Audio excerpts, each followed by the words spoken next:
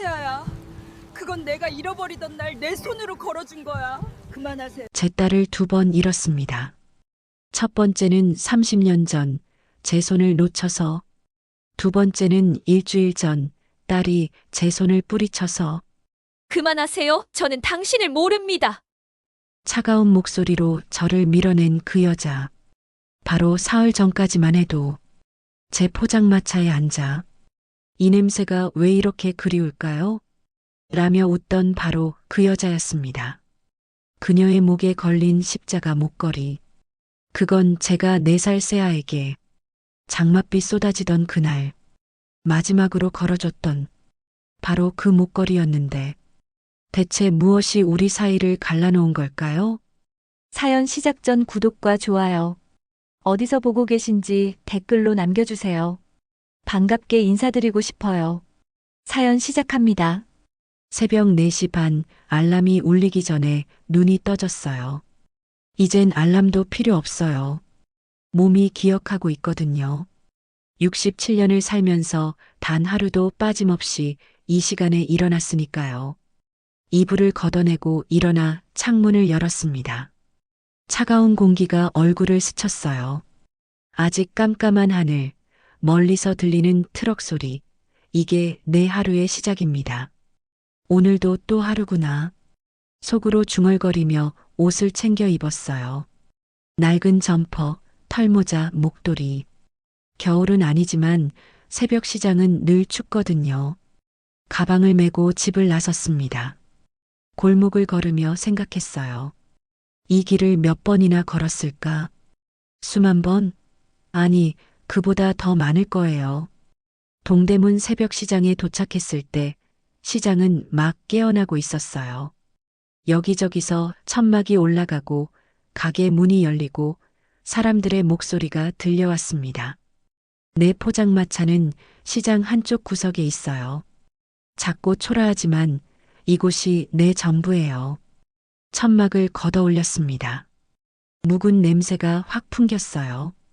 어제 닦아놨던 식탁, 정리해둔 그릇들, 냉장고 안에 김치, 모든 게 제자리에 있었어요. 가스불을 켰습니다. 파란 불꽃이 솟아오르자 마음이 조금 안정됐어요. 이 불꽃을 보면 늘 그래요. 오늘도 살아있구나 싶어요. 냄비에 물을 붓고 멸치와 다시마를 넣었습니다.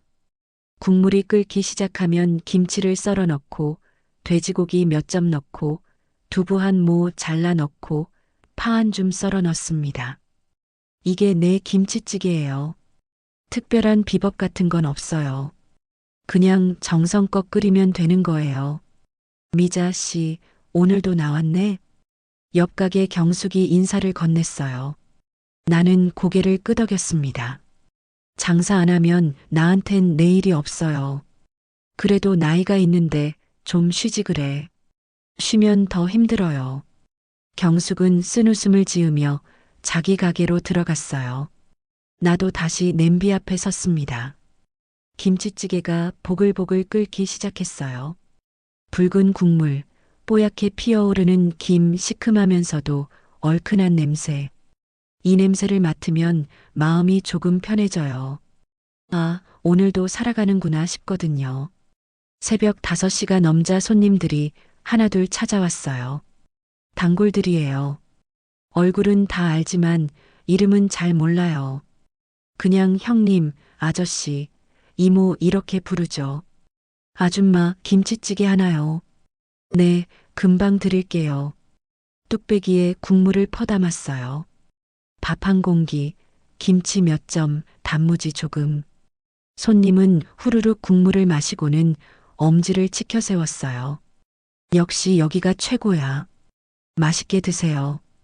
담담히 대답했어요. 칭찬이 기쁘긴 한데 옛날만큼은 아니에요. 이젠 그냥 익숙해요. 하루하루가 그냥 흘러가는 거예요. 시계가 7시를 가리킬 무렵이었어요. 낯선 여자가 포장마차 앞에 섰어요. 처음 보는 얼굴이었어요. 고급스러운 회색 코트, 깔끔한 머리, 절제된 화장. 이 새벽 시장과는 어울리지 않는 차림새였죠. 길 잃은 사람인가? 속으로 생각하며 그 여자를 바라봤어요. 그런데 이상하게 눈길이 갔어요. 왜일까요? 뭔가 낯익은 느낌이었어요. 김치찌개, 보통으로 주세요. 목소리가 조용했어요. 나는 고개를 끄덕이고 뚝배기를 준비했어요. 찌개를 퍼담고 밥을 담고 상을 차려 내밀었습니다. 그 여자는 자리에 앉아 젓가락을 들었어요. 그리고 고개를 숙여 국물을 떠마셨어요. 바로 그 순간이었어요. 목에 걸린 목걸이가 눈에 들어왔어요. 은빛 십자가. 가슴이 철렁했어요. 손에 쥔 국자가 떨렸어요. 그 목걸이 내가 알아요. 너무 잘 알아요. 30년 전 내가 직접 만들어서 딸 새야 목에 걸어줬던 그 목걸이예요. 아니야, 설마. 속으로 부정했어요. 세상에 십자가 목걸이가 얼마나 많은데. 그게 새야 것일 리 없어요. 착각이에요. 그냥 비슷하게 생긴 거예요. 그렇게 스스로를 달랬어요. 하지만 가슴속 깊은 곳에서 뭔가가 꿈틀거렸어요. 오래 잊고 살았던 그 감정이 수면 위로 떠올랐어요. 그리움. 그 여자는 조용히 밥을 먹었어요. 국물을 마시고 밥을 뜨고 김치를 집어먹고 모든 동작이 천천히 보였어요. 나는 넋을 잃고 그 모습을 바라봤어요. 왜 자꾸 눈이 가는 걸까요? 왜 이렇게 마음이 떨리는 걸까요? 그 여자는 밥을 다 먹고 계산을 했어요. 잘 먹었습니다. 고개를 숙여 인사하고는 자리를 떠났어요. 나는 그 뒷모습을 멍하니 바라봤어요. 걸음걸이, 어깨선, 뒷모습, 뭔가 익숙한 느낌이었어요. 마치 오래전에 봤던 것 같은 그런 느낌. 그날 밤 잠을 이룰 수가 없었어요. 침대에 누워 천장을 바라봤어요. 어둠 속에서 자꾸만 그 목걸이가 떠올랐어요.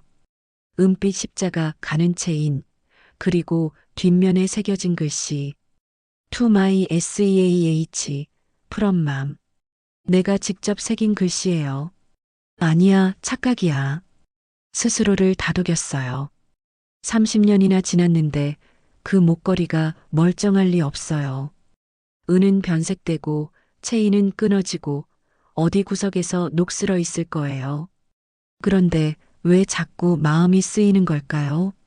새벽 2시 결국 침대에서 일어났어요. 옷장 위 낡은 상자를 꺼냈습니다. 먼지가 폴폴 날렸어요. 이 상자를 연 게 얼마 만인지 몰라요. 5년? 아니, 10년도 더 됐을 거예요. 뚜껑을 열자 오래된 사진들이 나왔어요. 새아의 사진. 4살 때 찍은 사진이었어요. 빨간 원피스를 입고 환하게 웃고 있는 새아. 목에는 그 십자가 목걸이가 걸려 있었어요. 사진 속 목걸이와 오늘 본 목걸이가 똑같았어요. 체인의 굵기, 십자가의 크기, 모든 게 일치했어요. 손이 떨렸어요. 설마, 정말 새아인 건가? 30년 전 그날이 떠올랐어요.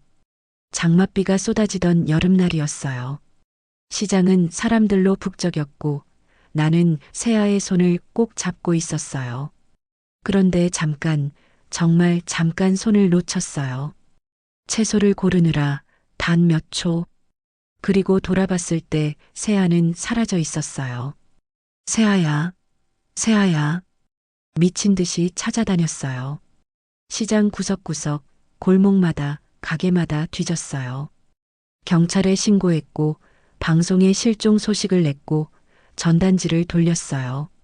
하지만 아무 소용 없었어요. 새아는 그렇게 사라졌어요. 남편은 그 일로 무너졌어요. 매일 술을 마셨고, 일도 제대로 못했어요. 그러다 2년 뒤 공장 사고로 세상을 떠났어요. 나는 혼자 남았어요. 딸도 없고 남편도 없고 아무도 없는 세상에서 혼자 살아왔어요. 그런데 만약, 정말 만약에 그 여자가 새아라면 가슴이 두근거렸어요. 희망이라는 건 무섭더라고요. 한번 품으면 놓을 수가 없어요. 나는 사진을 꼭 쥐고 아침이 오기를 기다렸어요. 다음 날 새벽 평소보다 일찍 포장마차에 나갔어요. 혹시 그 여자가 또 올까 싶어서요.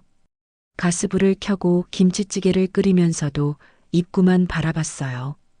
손님들이 왔다 갔지만 눈에 들어오지 않았어요. 오직 그 여자만 기다렸어요. 7시가 됐어요. 7시 10분이 됐어요. 7시 20분. 안 오는 건가? 실망감이 밀려왔어요. 그때였어요. 저기요. 고개를 들었어요. 그 여자가 서 있었어요. 어제와 똑같은 회색 코트, 같은 목걸이. 심장이 쿵쿵 뛰었어요. 김치찌개 하나요. 네. 금방 드릴게요. 손이 떨려서 국자를 제대로 잡을 수가 없었어요. 찌개를 퍼담으면서 자꾸 그 여자를 힐끔힐끔 쳐다봤어요. 목걸이가 흔들릴 때마다 은빛이 반짝였어요. 어떻게 물어봐야 하지? 그 목걸이 어디서 났냐고? 아니, 그건 너무 이상하잖아. 머릿속이 복잡했어요. 그때 그 여자가 먼저 말을 걸었어요. 이 냄새, 어릴 때 어디서 맡았던 것 같아요. 네, 김치찌개 냄새요. 정확히 이 냄새였어요. 밥 냄새, 김 냄새, 사람 냄새까지. 다 똑같아요. 그 여자가 웃었어요. 그 미소를 보는 순간 눈물이 왈칵 쏟아질 것 같았어요. 세아도 저렇게 웃었어요. 눈을 초승달처럼 구부리고 입꼬리를 살짝 올리고. 혹시 이름이 뭐예요? 물어보고 싶었지만 참았어요. 너무 이상하게 보일까봐. 대신 다른 걸 물었어요. 여기 자주 오세요? 아니요. 어제 처음 왔어요. 그런데 이상하게 자꾸 생각나더라고요.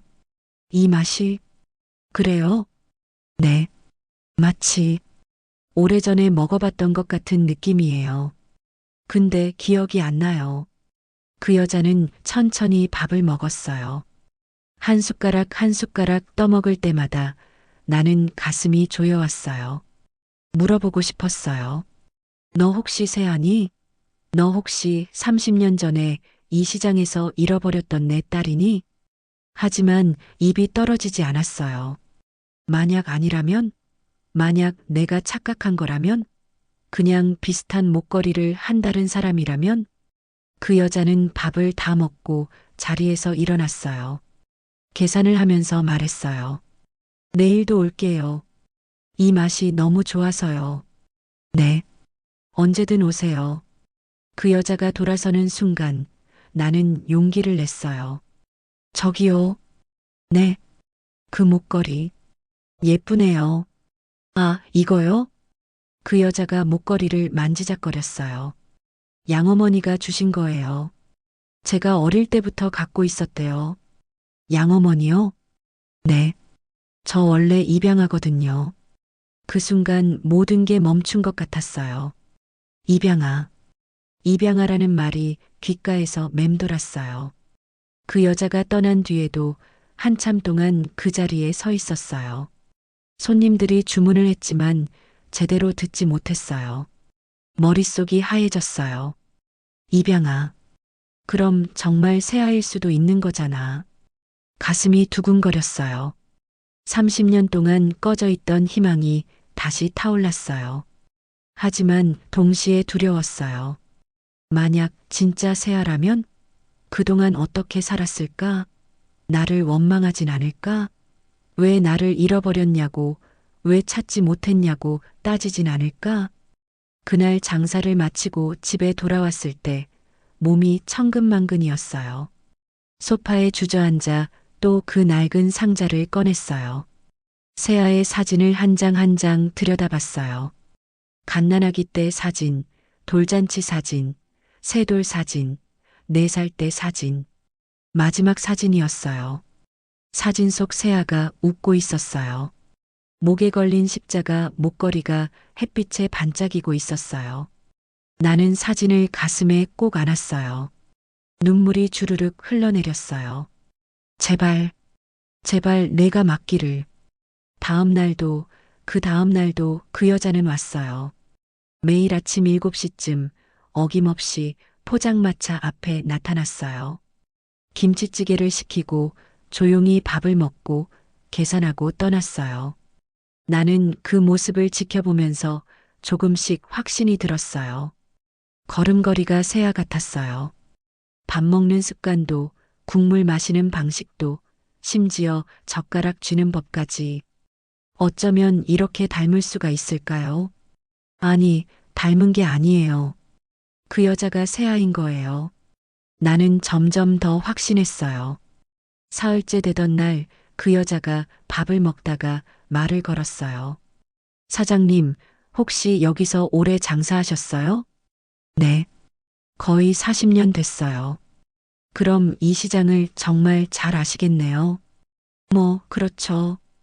혹시 그 여자가 잠시 망설이더니 말했어요. 30년 전쯤 이 시장에서 아이가 실종된 사건 아세요? 심장이 멎는 줄 알았어요. 네.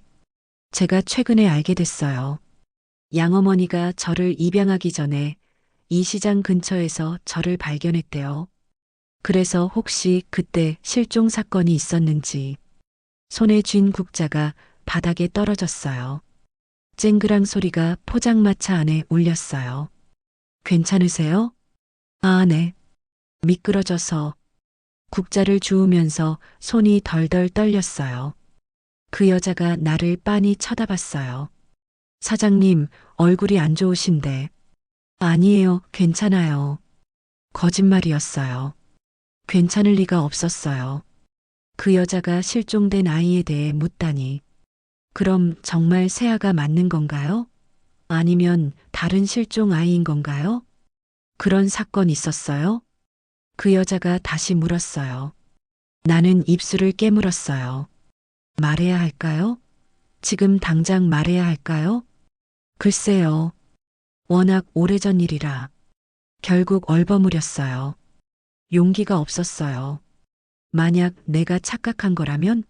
만약 다른 아이 얘기라면? 그 여자한테 이상한 사람으로 보일까봐 무서웠어요. 그 여자는 아쉬운 표정을 지었어요.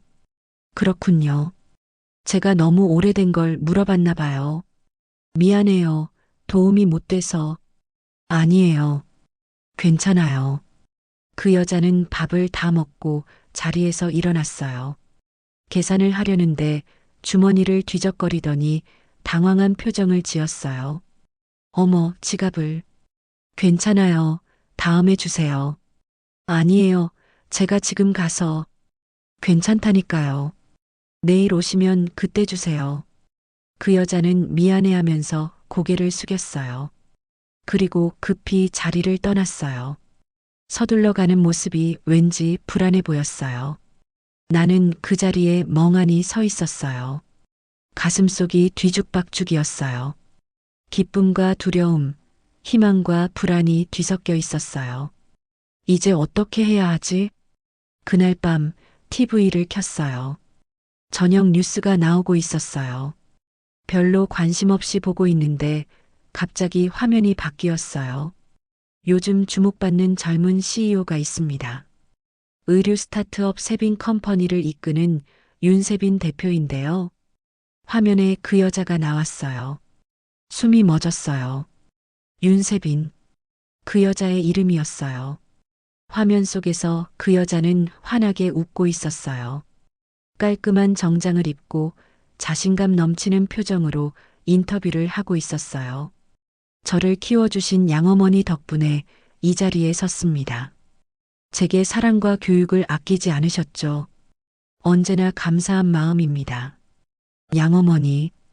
또 그 단어가 나왔어요. 나는 TV를 끄고 소파에 주저앉았어요. 머리가 복잡했어요. 윤세빈. 그 이름이 낯설었어요. 내 딸 이름은 세아였는데 지금은 세빈이라고 불리고 있어요. 게다가 성도 달라요. 윤 씨. 우리는 오 씨인데 입양되면서 이름이 바뀐 건가? 그럴 수도 있어요. 양부모가 새 이름을 지어줬을 수도 있죠. 하지만 왜인지 마음 한구석이 찝찝했어요. 뭔가 놓치고 있는 게 있는 것 같았어요. 다음 날 아침 세빈은 오지 않았어요. 7시가 넘고 8시가 넘었지만 나타나지 않았어요.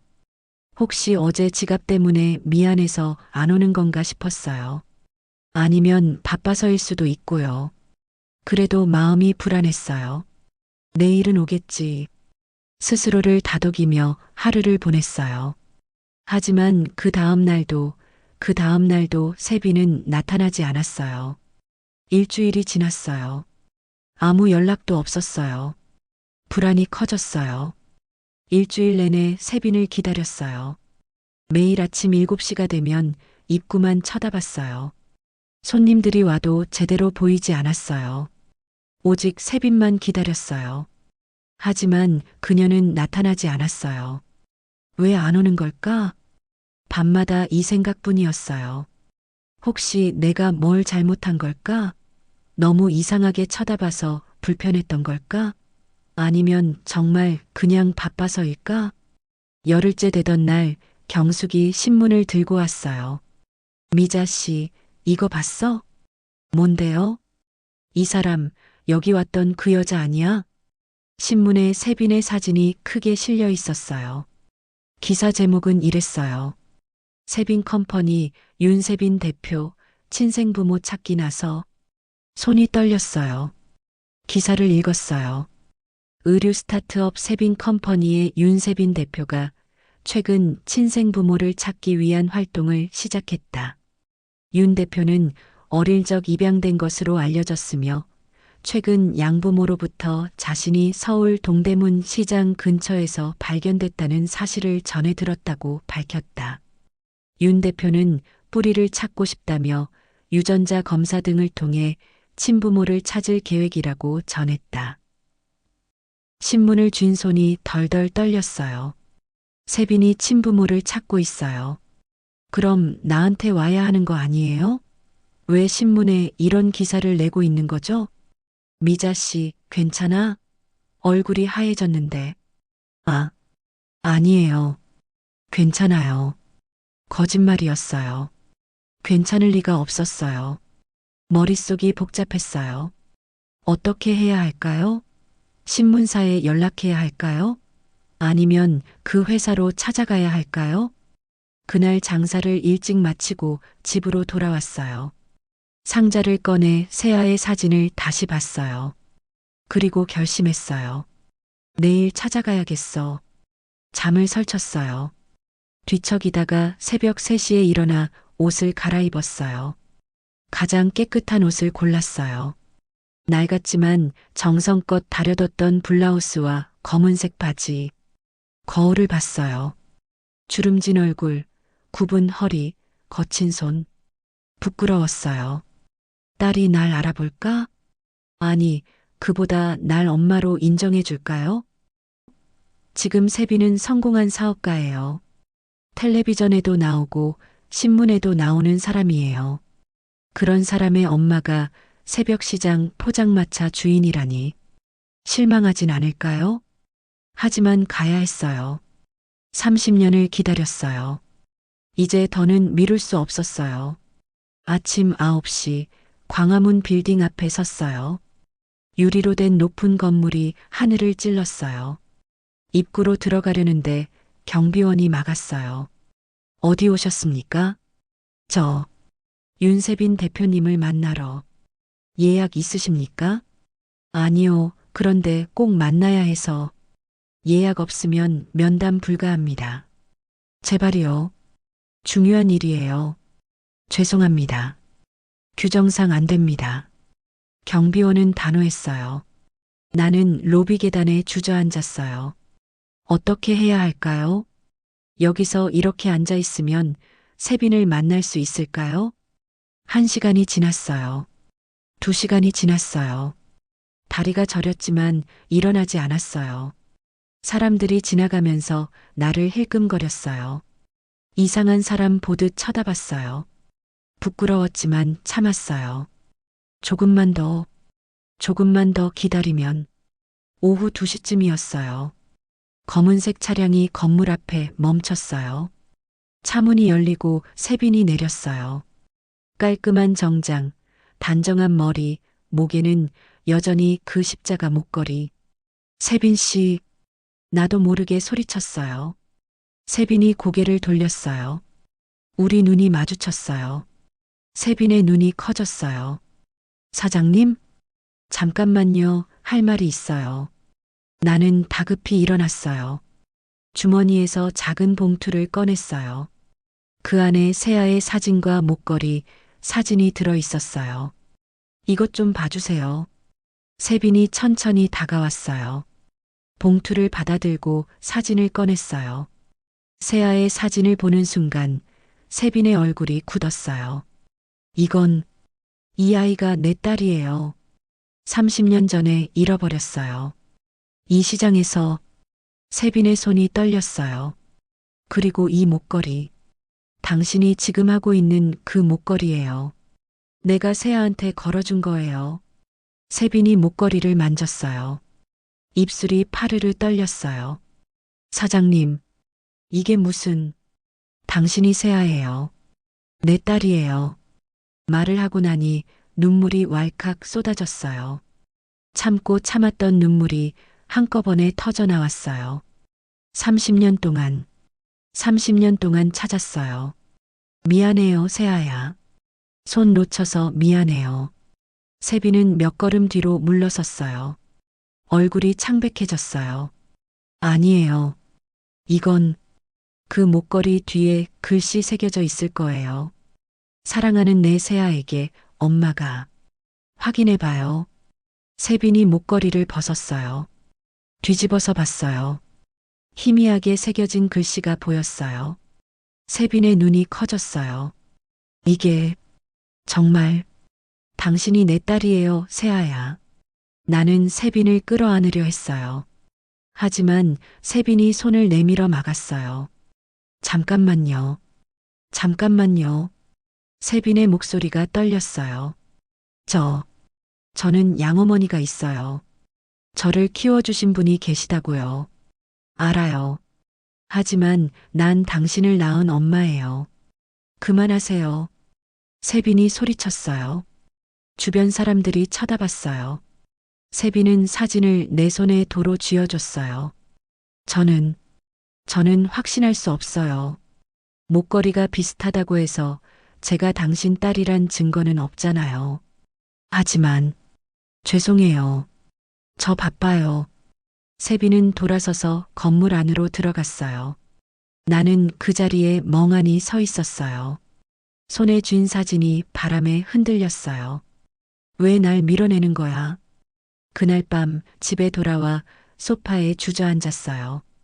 텔레비전을 켰어요. 뉴스가 나오고 있었어요. 윤세빈 대표에게 침몰하고 주장하는 여성이 나타나 화제입니다. 그러나 윤 대표 측은 유전자 검사 등 과학적 증거 없이는 확인할 수 없다는 입장을 밝혔습니다. 화면에 내 모습이 나왔어요. 건물 앞에서 세빈을 붙잡던 그 장면. 초라하고 절박한 내 모습이 고스란히 비쳤어요. 전화벨이 울렸어요. 전화를 받았어요. 낯선 번호였어요. 여보세요? 오미자 씨 맞으십니까? 냉랭한 여자 목소리였어요. 네, 그런데요. 저는 세빈 컴퍼니 법무팀 김 변호사입니다. 오늘 저희 대표님께 접근하신 것과 관련해서 연락드렸습니다. 가슴이 철렁했어요.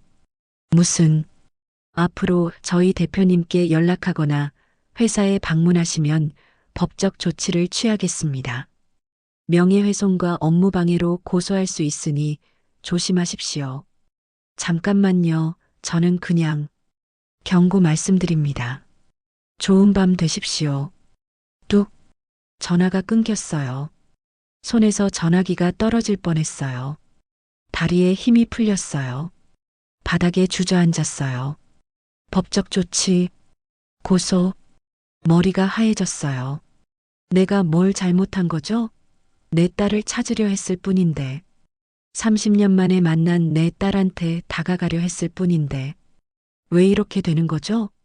눈물이 주르륵 흘러내렸어요. 그동안 참았던 모든 감정이 한꺼번에 터져 나왔어요. 억울함, 분노, 슬픔, 절망. 모든 게 뒤섞여 가슴을 짓눌렀어요. 세아야, 엄마가 미안해. 그날 밤 내내 울었어요. 아침이 올 때까지 울고 또 울었어요.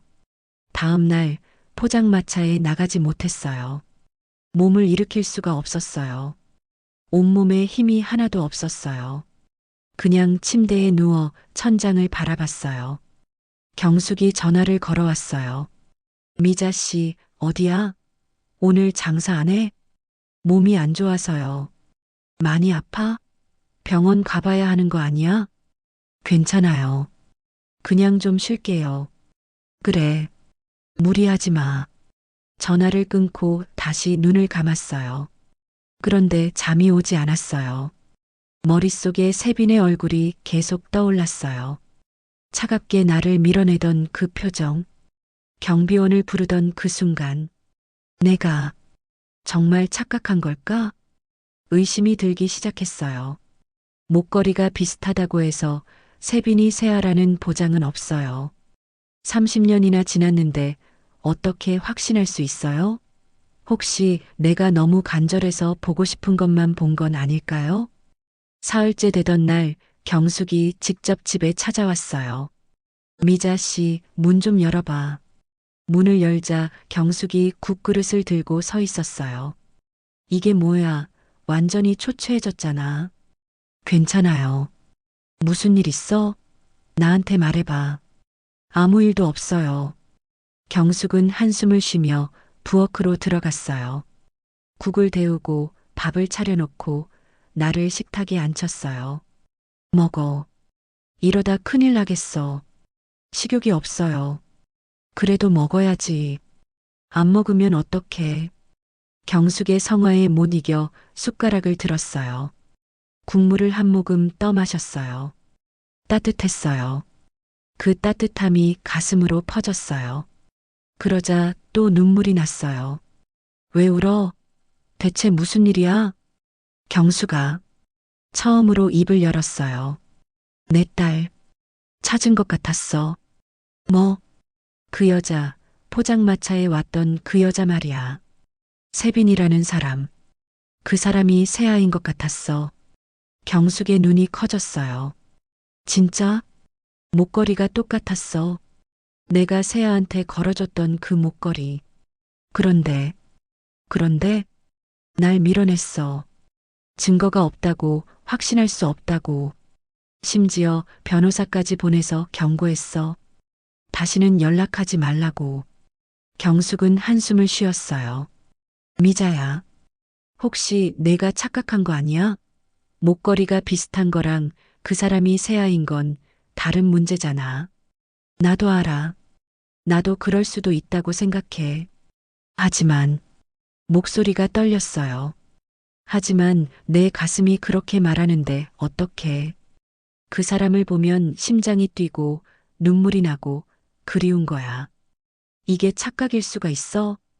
경숙은 내 손을 잡았어요. 미자야, 유전자 검사해봐. 그게 확실한 방법이잖아. 어떻게? 세빈은 날 만나주지도 않는데. 방법이 있을 거야. 찾아보자. 그날 밤 경숙과 함께 인터넷을 검색했어요. 유전자 검사에 대해 알아봤어요. 검사를 하려면 두 사람의 시료가 필요했어요. 머리카락이나 침, 혈액 같은 거요. 미자야, 그 여자가 포장마차에 왔을 때 뭔가 남긴 거 없어? 남긴 거? 컵이나 젓가락 같은 거 말이야. 생각해봤어요. 세빈이 마지막으로 왔던 날. 그때 물컵을 썼어요.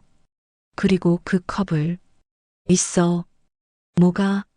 물컵. 그날 세빈이 쓴 물컵을 따로 보관해뒀어.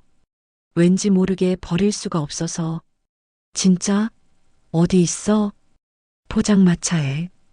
다음 날 아침 포장마차로 갔어요. 사흘 만이었어요.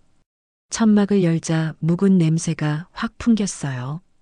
구석에 있는 수납장을 열었어요. 그 안에 비닐봉지에 쌓인 물컵이 있었어요.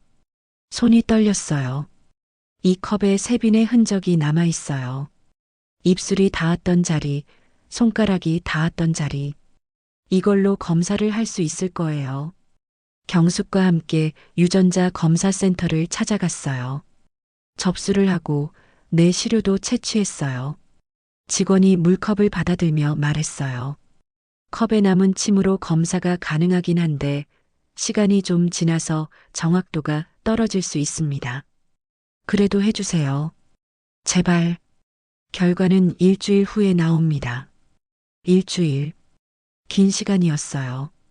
일주일이 1년처럼 길게 느껴졌어요. 매일 아침 눈을 뜰 때마다 오늘이 그날인가 싶었어요. 시계를 보고 또 보고 달력을 확인하고 또 확인했어요. 밤에는 잠이 오지 않았어요. 뒤척이다가 새벽이 되면 포장마차로 나갔어요. 장사는 했지만 마음이 없었어요. 손님들한테 음식을 내주면서도 머릿속은 온통 검사 결과 생각뿐이었어요. 만약 일치한다면? 그럼 세빈이 정말 내 딸이라는 증거가 생기는 거예요. 그럼 세빈도 날 믿어줄까요? 날 엄마로 받아줄까요? 만약 일치하지 않는다면? 그럼 모든 게 끝나는 거예요. 내가 착각한 거예요. 30년 동안 품었던 희망이 완전히 사라지는 거예요. 둘 다 무서웠어요. 엿새째 되던 날 밤 경숙이 전화를 걸어왔어요. 미자야, 내일이잖아. 응, 알아. 괜찮아? 모르겠어. 무섭기도 하고, 기대도 되고, 같이 가줄까? 아니, 혼자 가볼게. 고마워. 전화를 끊고 창밖을 바라봤어요. 비가 내리고 있었어요. 30년 전 세아가 사라진 날도 이렇게 비가 내렸어요. 빗소리를 들으며 그날을 떠올렸어요. 세아야, 내가 정말 살아있다면. 다음 날 아침 검사센터로 갔어요. 접수대에서 이름을 말하고 기다렸어요. 대기실에 앉아 있는데 가슴이 터질 것 같았어요. 손바닥에 땀이 흥건했어요. 오미자님? 직원이 불렀어요. 떨리는 다리로 상담실로 들어갔어요. 책상 너머에 의사 선생님이 앉아 있었어요. 손에 서류를 들고 있었어요. 앉으세요. 심장이 쿵쿵쿵 뛰었어요. 검사 결과 나왔습니다. 의사 선생님이 서류를 펼쳤어요. 나는 숨을 참았어요. 유전자 일치도 검사 결과. 시간이 멈춘 것 같았어요. 99.9% 일치합니다. 네, 모녀 관계가 맞습니다. 손이 떨렸어요. 눈앞이 하얘졌어요. 정말, 정말이에요? 네. 컵에 남은 침의 양이 적어서 걱정했는데 다행히 검사가 잘 됐습니다. 이 수치면 생물학적 모녀 관계가 확실합니다. 서류를 받아들었어요. 손이 너무 떨려서 글씨가 제대로 보이지 않았어요. 하지만 한 줄만은 또렷하게 보였어요. 모녀관계 확률 99.9%. 신음이 새어나왔어요. 눈물이 왈칵 쏟아졌어요. 세아야, 정말 내가 맞구나. 30년 만에 확인했어요. 세빈이 내 딸이에요. 내가 낳고 키우고 잃어버렸던 그 아이예요. 상담실을 나와 복도에 주저앉았어요. 사람들이 지나가며 쳐다봤지만 신경 쓰이지 않았어요. 그냥 울었어요. 기쁨과 슬픔과 안도가 뒤섞인 눈물이었어요. 한참을 울고 나서 경숙한테 전화했어요. 경숙아, 어떻게 됐어? 일치해. 99.9% 일치한대. 진짜? 진짜로? 응. 세아가 맞아. 세빈이가 내 딸이야. 경숙도 전화 너머에서 울음을 터뜨렸어요. 미자야. 정말 다행이다. 정말. 집에 돌아와 검사 결과지를 식탁에 펼쳐놓았어요. 몇 번이고 다시 읽었어요. 99.9%. 세아가 돌아왔어요. 30년 만에.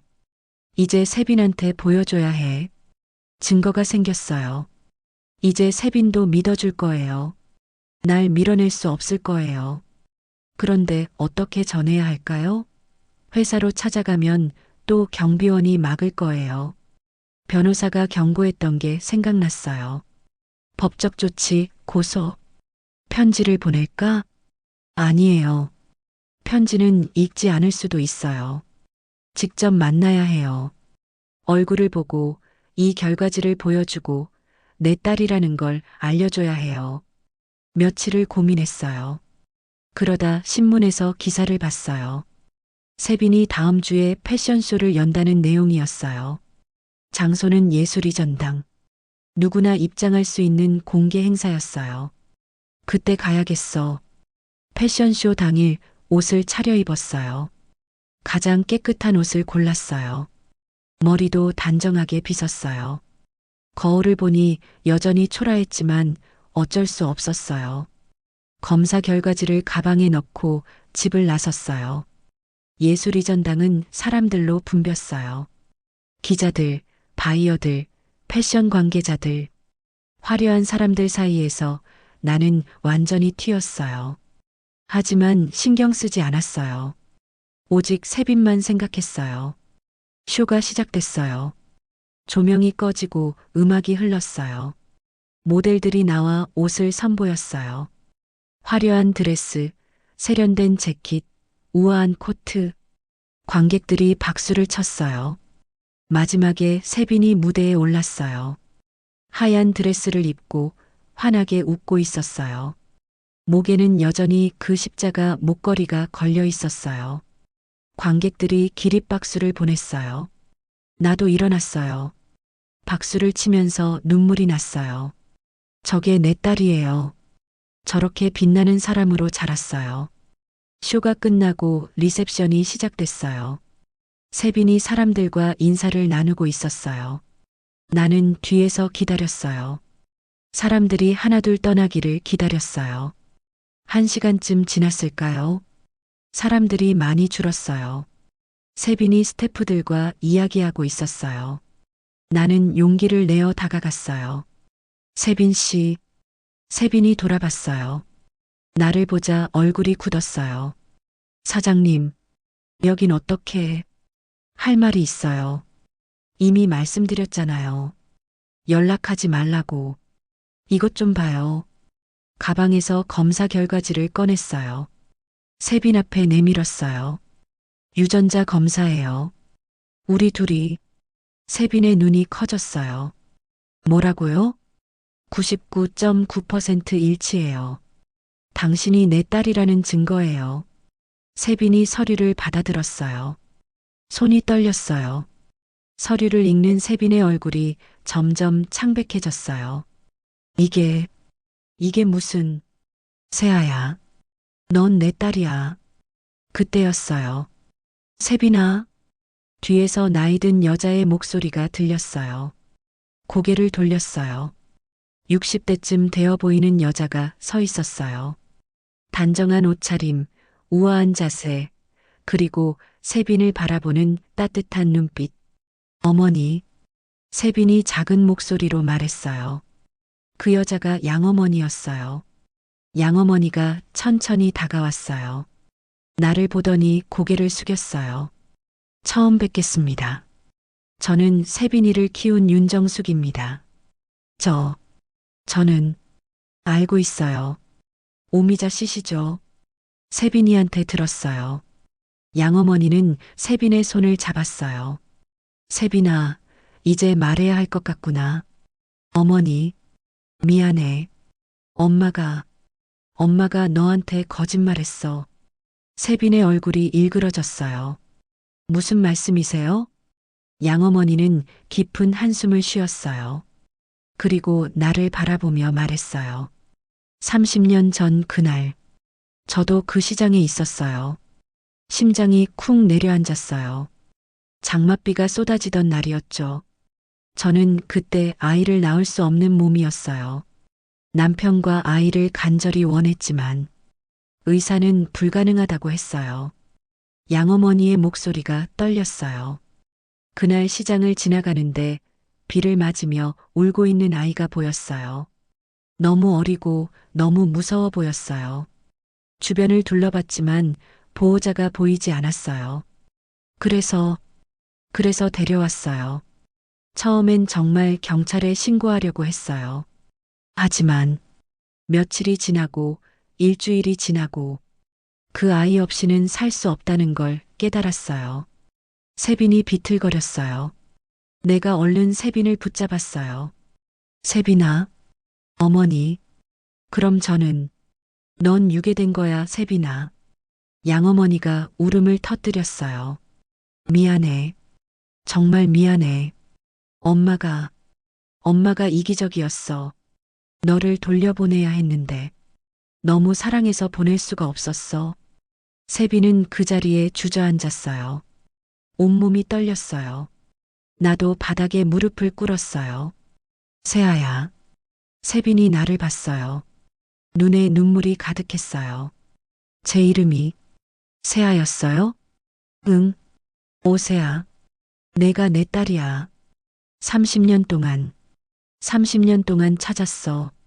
단 하루도 널 잊은 적 없어.